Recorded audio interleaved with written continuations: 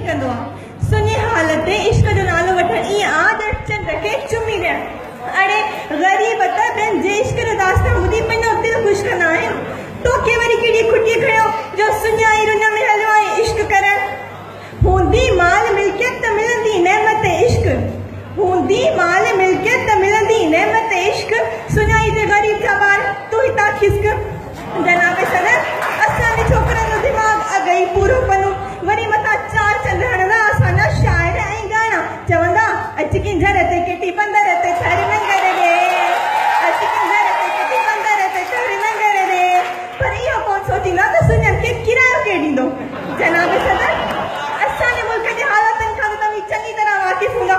पूरे लुट घणी थी वई आ थी सके तो उन जो शिकार तव्हां ॿुधिया हुजो पर तव्हां खे ॿुधाईंदी हलां त इन जो रुझान बि असांजे आशिक़नि ई वधायो आहे घर में बाप जे डप खां हली वेंदा ॿाहिरि पैकेजनि ते ॻाल्हाइण पोइ वरी जॾहिं मथां बंदूक ईंदा आहिनि त चवंदा साईं पहिरें दफ़ो वई रुगो सिम कढी ॾे न त जानू नाराज़ थी वेंदी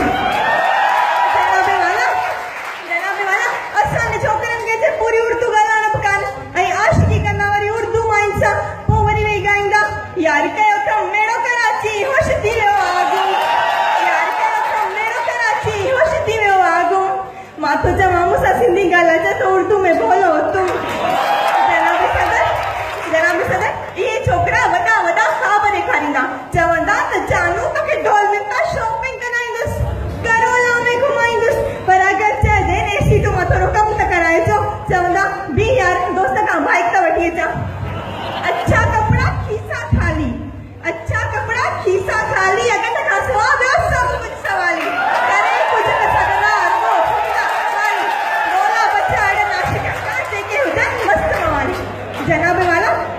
ये सुनिया यूनिवर्सिटी में चार छोकिरियूं फासाईंदा पर इहा ख़बर कंहिंखे कान हूंदी त ॻोठ में नंढे हूंदे जी मंग बि